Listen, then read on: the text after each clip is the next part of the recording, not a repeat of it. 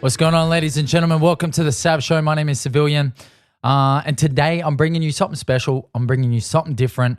I'm bringing you my first interview / conversation of 2024. And I'm getting to talk to someone who I admire a hell of a lot, a dear friend of mine.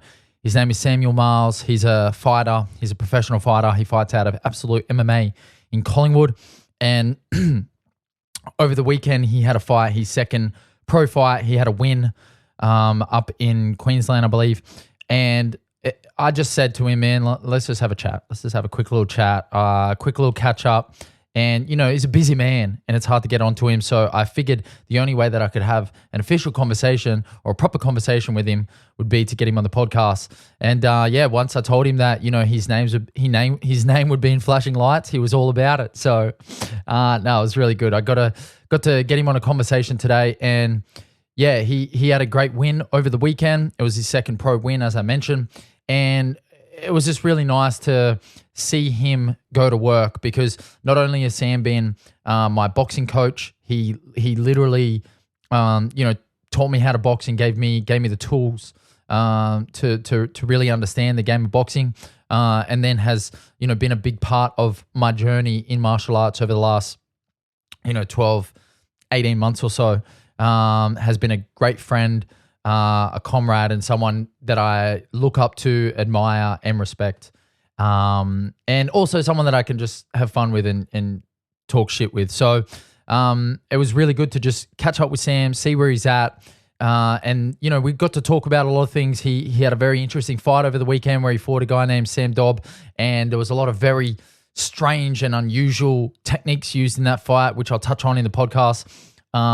We also talked about the energy and the spark that's around that Absolute MMA gym at the moment, and just how everyone is competing at a high level and training really well. And, it's bringing the best out of everyone. So, we touch on that. We talked about, what kind of music he's listening to at the moment. He might need a few recommendations. If anyone has them, stay tuned for that little bit at the end. And then we talked about kind of, what's next and, what's on the horizon for Samuel Marlito Marles after his second pro win. Also a quick review or synopsis of what we believe is going to be exciting about the HEX event coming up tomorrow night, or soon, depending on when I post this. Anyway, this is my first conversation with another human being on the Sav Show in 2024. I intend to do a lot more of them. A couple of side notes. It's very funny because if I was living in Melbourne, I'm currently living in Woy Woy on the Central Coast of New South Wales. I'm back visiting home, doing a few things. It's ironic that if I was actually back in Melbourne, this conversation probably would not have happened, because I'd see him every day and it'd be like, yo, good win over the weekend, and then we just get on with our lives. But now that I'm in another state, I'm like, yo, let's do a podcast. So it's funny that we're able to do it in these circumstances, but probably wouldn't have if we were like seeing each other every day. So that's kind of funny. The other thing I'll mention, just as a bit of housekeeping, I spend a lot of the conversation looking to my left, and it's because the way that I've set the camera up, it's directly in front of me, but the conversation with Sam took place on the screen that's to my left. So I'm looking like this a lot, and I apologize for that. You'll see throughout the podcast me looking to my left. It's not me, trying to duck the conversation at all. I'm just purely actually trying to observe him whilst trying to look at the camera. So that might be a bit off-putting, and I apologize in advance. This is my first time using Riverside FM. I really enjoyed it. I really enjoyed the chat with Sam. As I said, it was beautiful to see him doing what he does best, and exerting all of that positive energy as a professional fighter, and really holding a flag up high. We also touched on some of the other amazing efforts over the weekend, the Ascension Fight Series, and then all the other things that Absolute is doing at the moment. So anyway, I'm gonna dive into it now. Thank you for tuning in to the Sav Show. This is my conversation with Samuel Marlito Marles.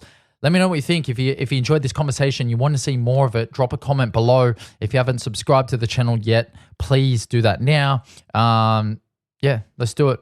My chat with Samuel Marlito Marles. Let's go. All right, guys, I'm here with Samuel Marlito Marles, who's fighting out of Absolute MMA in Collingwood, fresh off his second pro win up at XFC. Samuel, how you doing? My man, how are you?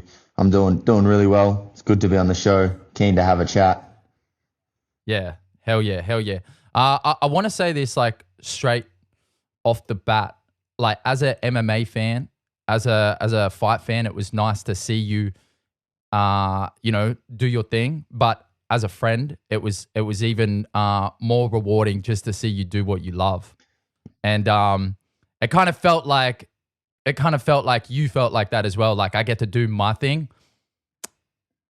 Yeah, it was great to be back in there. Honestly, I didn't have the best luck with getting matchups last year, so it was good to get back in there, and it was probably the best I've felt leading into a fight. And I also want to thank you as a friend as well, because you've been a big help to me throughout the journey.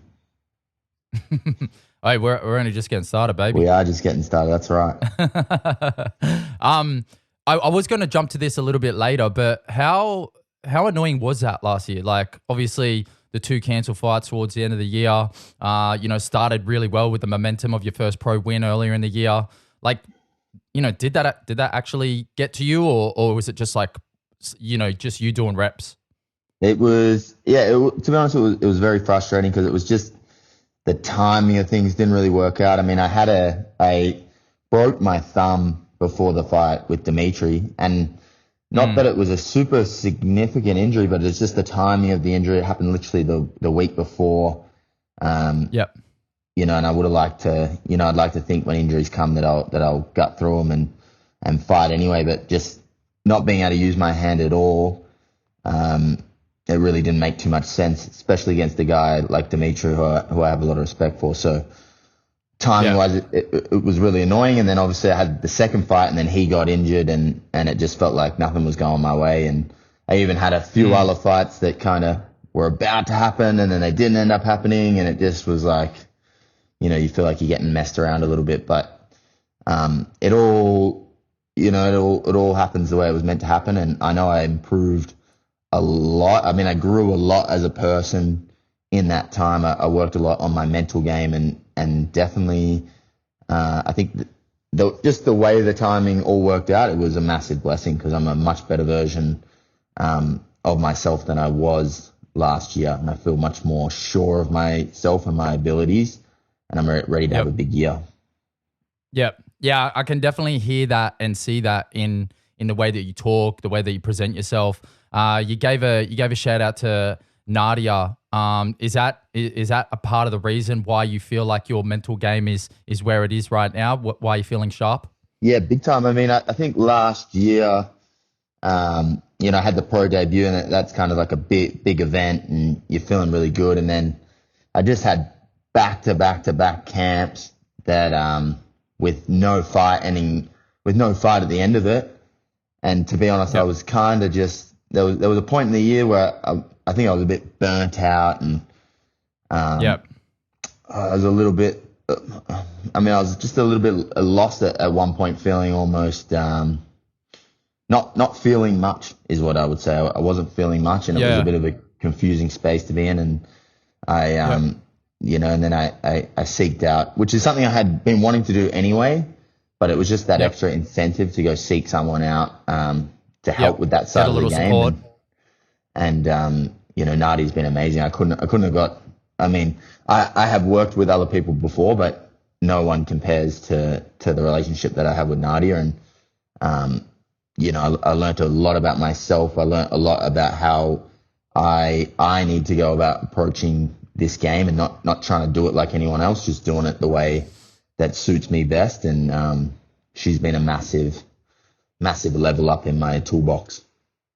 Yeah, I can see that, and I can hear it, and I can feel it. And I think it's the perfect timing as well, because I could imagine at that point last year, frustrating back-to-back cancellations, you kind of feel like you're constantly in camp. I think that's a perfect time to just go get some help and go, do you know what?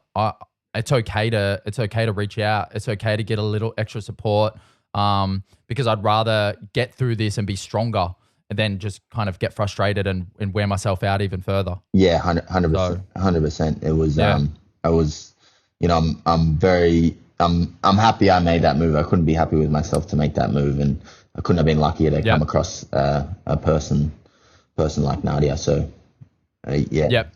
Well, let's get into the meat of things. So before I get really deep into the weeds, we got to clear something up straight off the bat. Now, this is not to throw shade at any of the commentators in the game, the presenters in the game. I understand there's a little bit of artistic and entertainment license that's going on here with the pronunciation, but we need to clear this up, Samuel. How do you pronounce your last name for the people at home? Now, look, it is Marles, and people have been calling me Marles, and a little bit of that is my own doing, because at one point, I did have my Instagram handle as Marles with a Z on the end. Yep. So I think I have confused a lot of people with that. But it is definitely Marles. It rolls at the end, and but I don't. Look, it doesn't bother me too much, Marles, to be honest. But we're putting it on the record right now for any of the presenters, commentators, people in the game. It's Marles. Let's do it like that from now on. Yeah. Yeah. Let's get it right going forward. Let's get it right. Done. All right, so let's talk about XFC.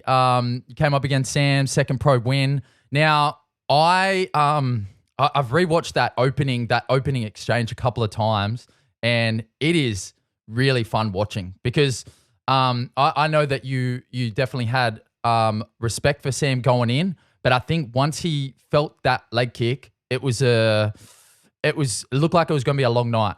You know what I'm saying? How did you see that opening exchange going? I mean, I've watched a lot of his fights, and he comes out hot every single time. And actually, we were at the back. So weirdly enough at XFC, we didn't do, usually you walk to the cage, they bass you up, take your shirt off, you give your team a hug, blah, blah, blah, right before you walk into the cage. But we actually did that out the back. There's like a bit of a waiting area. So we had already done that out the back, and he was about 10 feet away from me as we're doing that. And we're staring at each other, that pre-fight look. And I thought, this is a good time. Let's see, are we going to touch gloves? So I yelled out to him, we touching gloves? And he said no. So as soon as he said that, I said, okay, it's going to be that hot start. I knew exactly what it was. And I had visualized so many different possibilities, and I'd visualized worst case scenario, I'd visualized best case scenario. But my main objective at the start of that fight was to just stand my ground and let him know that, I was there for it. And he came in hot. He initiated the first contact. I think he actually threw a leg kick at me, and I checked it, and then I went a hook and chopped his leg. And I knew from that's what happened. From watching his style that he sits quite heavy because he's a wrestler, boxer, and I knew that leg would be there to be chopped.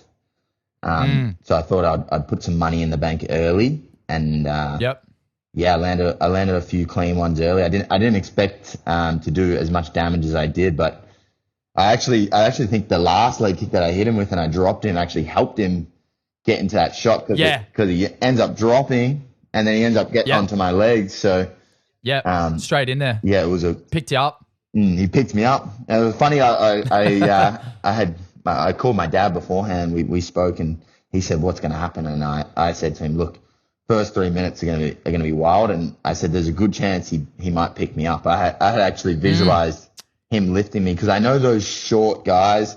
They got the low center of gravity. He's got the big legs. He's strong. And I knew if he got on my legs fresh against the cage, there was a good chance he was going to pick me up. So when he picked me up, it was like a surreal kind of feeling. Oh shit! I called it. Yeah, like I've been here. I've been here many times. And then I sort of grabbed the back of his head, grabbed his wrist. I was trying to just threat. My plan really was when he put me down to try to triangle him, or at least make him think that. And then he actually put me down quite nicely. I thought, fuck, okay, beautiful. We're friends again. Yeah. And then he puts a bit of top pressure on, which you kind of handle pretty easily in the end. And I think, did you kind of feel like after that initial kind of like wrestling exchange that, you had the strength on the feet and on the ground? I knew if I got on top of him, he was going to have a really hard night getting me off. Yep. Yep. I thought when I expected him being on top was going to be hard work, and he was very strong. But I could feel I had a technical advantage on the ground, and I also knew I had a massive cardio advantage. So for me, that initial stage was just to slow him down, hold him up. That's why I went for that Kimura, because I know he's not gonna try to hit me when I have that Kimura, because if he tries to hit me, I'm gonna get that arm behind his back, and I actually did get the arm behind the back, and then he did a fantastic job. He ends up rolling with it and got to quite a good position. But even throughout that scramble, I was thinking, this is great. He's using a lot of energy here, and the longer I can keep this scramble going, the better off it's going to be for me.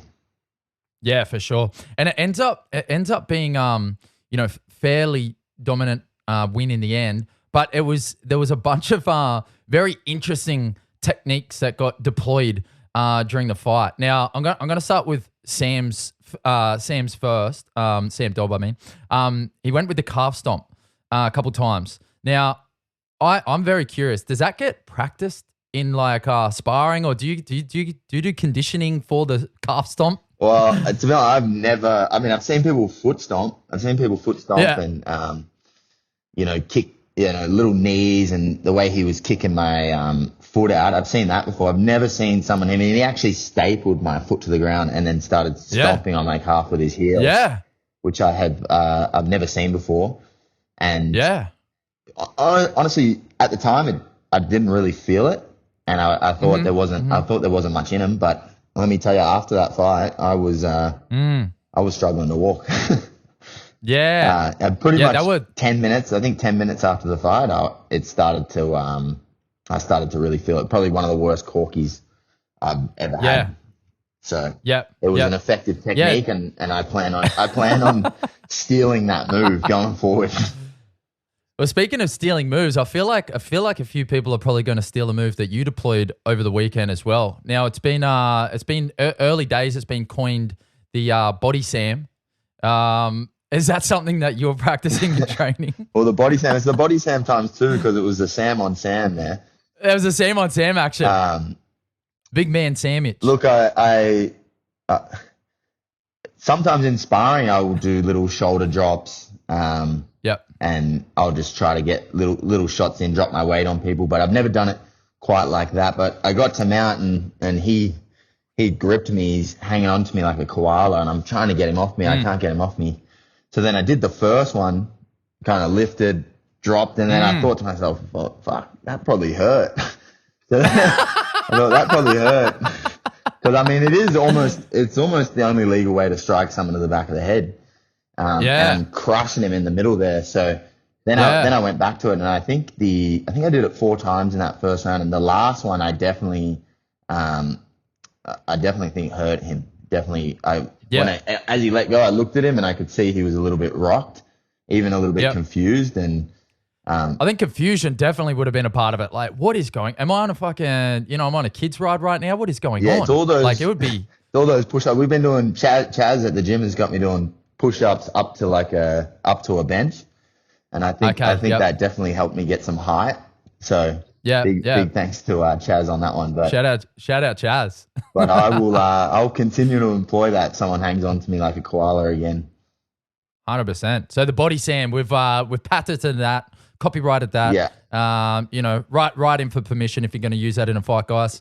So moving on. What's on the agenda for the rest of the year? Obviously, I know you want to be a hell of a lot more active, and kind of get through to the fights more so than last year. How soon after a fight do you actually start thinking about like who I could potentially fight again? Is that even on your radar yet, or are you just enjoying just the win? I mean, I'm trying to enjoy the win. Obviously, I want to get in there as soon as possible. We've got HEX coming up this weekend. There's beatdown promotions the following weekend, and there's a few welterweights on those cards. So I'm actually just happy, this week, next week, enjoying not having a name thrown at me and seeing how the rest of the welterweights play out, and then after that, trying to get a match, as soon as possible. But for me, as soon as you get a name, as soon as I get a name, things start to change, and then the focus starts to get back into the fight. And so I do appreciate just having a week or two where there's no name, and I can just kind of enjoy the training, enjoy life, a little less pressure. But I'm looking to get in there as soon as possible. Really, I would like to have 3 or 4 fights this year. 4 would be amazing if I could make that happen, and but at least 3 at a minimum, and really set myself up going into the following year. Yep, beautiful. So I was having to think this morning about this word obsession, that every time I talk to you, it seems to pop up, like whether it's you transition from golf into fighting, or the current kind of mentality and mindset that you like to carry while you're training at the moment. And I wanted to ask, like, what about obsession, and what about like the different specifics of training are the things that really, really get you the most excited? So as an example, like, you've got great teammates, you've got a great gym, you love coaching, you love fighting, you love the mental aspect. Like, which out of those things is like really, like you really wrap yourself around and gravitate towards and go, this is the journey that I'm on? I mean, I think it's firstly, I love to move. I mean, I've always been, from a young age, been someone that likes to move, likes activity. I've always been very hyperactive. So it really, the sport itself really suits that. There's so many different disciplines. There's so many different ways to move, so many different ways to go about it. I think, what feeds the obsession is obviously, seeing the improvements, feeling the improvements, training week to week, adding new tools, adding new skills. And it's hard to even explain. I just love it. I even love, to be honest, I even love it as a fan. I love the game of it too. I'm constantly watching people's interviews. I'm constantly watching the promos, and it's really the full package. I mean, every aspect of it. I mean, I've met some of my best friends, almost family through this sport. I've had some of the highest highs in this sport. I enjoy every day. I wake up excited to train. I love I do, as you said, I love to coach. I love to share the passion with other people. I mean, it just feels like it's my calling. It's hard to put my finger on what exactly it is. It's just me, Yeah. Yeah. And you can see it. You can see, you embody it. And it's like, there's a genuine, you can feel the fire every single time you're talking about it. Just moving within those circles, like you can see it, and it's good. Yeah. No, I'm very lucky I found it, because it wasn't, it was not an option that was presented to me as a kid. And maybe that's actually a blessing, because I think some people that do it at a young age, they've done as a junior, they become very jaded to the sport, and they also don't, it's their norm. So they don't appreciate it the way that, someone who starts a little bit later, like myself, does. I really, I know what life was like without this, and I can really appreciate how much it's done for me, and give it the proper respect. Yep. We spoke a little bit about the team. Obviously, the energy around the gym is quite good at the moment. A few people being represented over the weekend at XFC, and then a bunch more at the Ascension Fight Series, all getting wins. And then obviously we'll have a quick preview of HEX in a moment. But yeah, just talk to me about obviously the energy around the gym right now. How good does it feel to be a part of that, and just seeing everyone do their thing and enjoy their training, enjoy their fighting? It's phenomenal. And it's easy to get caught up in the moment, but at the end of last year, or sort of the second half of last year, the team there was a few injuries happening, there was a few people traveling, and you start to think, are we losing the team that we had built? Yep. But again, it just, you realize, okay, no, this is just the nature of the sport. This is just the cycle that it goes in, and it's come back in a big way. And now we've got a few new people, and it's amazing how just like a couple little pieces to the puzzle changes everything. And even beyond just the fighters, putting, certain people in the right roles. We've got Chaz doing our strength and conditioning, and he, not only is he great at the job, but he brings great energy to the team. Everyone gets along. You've got Josh Rotoli who's doing the videography and exactly the same thing. He's not one of the fighters, but he brings great energy to the team. He's doing a great job in the role. He pumps us up, and you can you feel it, and it's like a flow-on effect. And then beyond that, of course, the room is in a great state. I think as well, Simon has just been going above and beyond lately. I mean, I think he injured himself, which is shattering for Simon, but it's ended up being, having massive benefits for all of us, because he's got nothing else to do now. So he's putting a heap of time into us. He's commentating our sparring rounds. It's like, like what more could you ask for out of a coach? So, I mean, the rising tide, which is something we had started, but that idea of the rising tide rises all ships, and it could not be truer. I mean, you see the performances we had on the weekend. Even Otto, who 100%. Fought on XFC, still had it, and he was our only loss of the weekend. Sorry to call you out like that, Otto, but he was our only loss. He was our only loss on the weekend, and still a fantastic performance. I mean, he looked real sharp. He looked real sharp. He rocked his opponent a couple of times. I mean, I'll tell you, I'd much prefer to be Otto the week after that fight than his opponent, because I think his opponent is probably sitting in a dark room, can't have too many lights on. You know what I mean? He did some real damage to that guy. So yeah, the whole team really shined over the weekend, and it's great to see. And it just when you see the team do so well like that, it just proves that we're on the right path, we're doing the right things, and everyone is leveling up the way we feel we're leveling up in the room. Yep, love it. Speaking of leveling up, let's talk about HEX. It's on this weekend. I've got 3 of the homies fighting: Mason, Sam, and Big Money Al.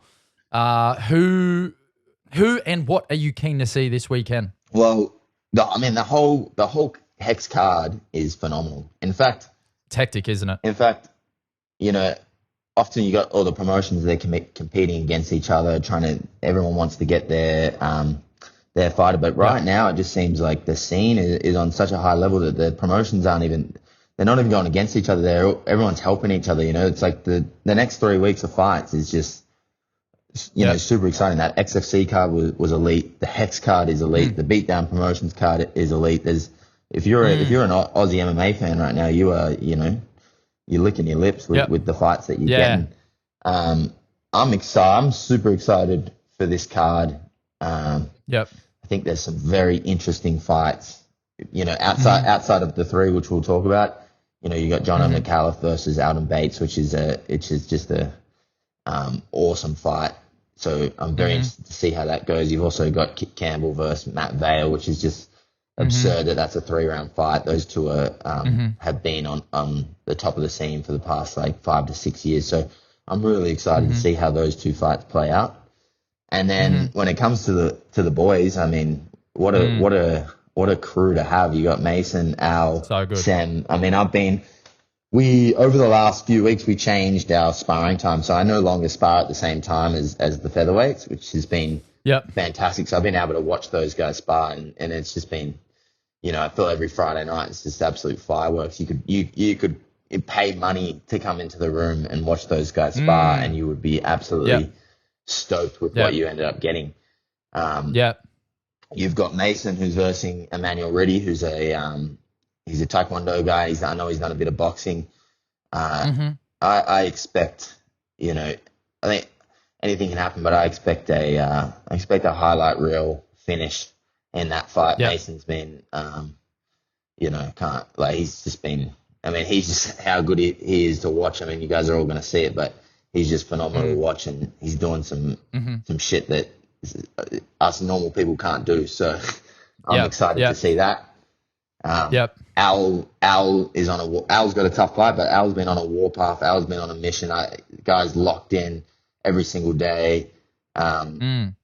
Training absurdly hard. His cardio is off the charts. I think you see a high volume fight there, and I think Al it will run over the top in the end and really announce himself in that division. And then of course you've got Sem, who's coming off a loss, super, super hungry. I mean, a very close loss that could have gone either way with Abdallah, who's fighting for the lightweight title. It was a great fight.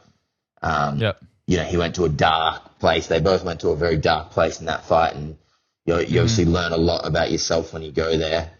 And he's as hungry as ever, and I think, personally, I think it's a little bit of a mismatch, but I just think Sam's going to be on a completely different level, and I expect, I expect Sam to piece him up from the outside. I think Barber will force the clinch, and I think in the clinch it'll end up hitting the deck, and then I expect Sam to finish with a submission. Would be my prediction. Yeah, nice. I like it.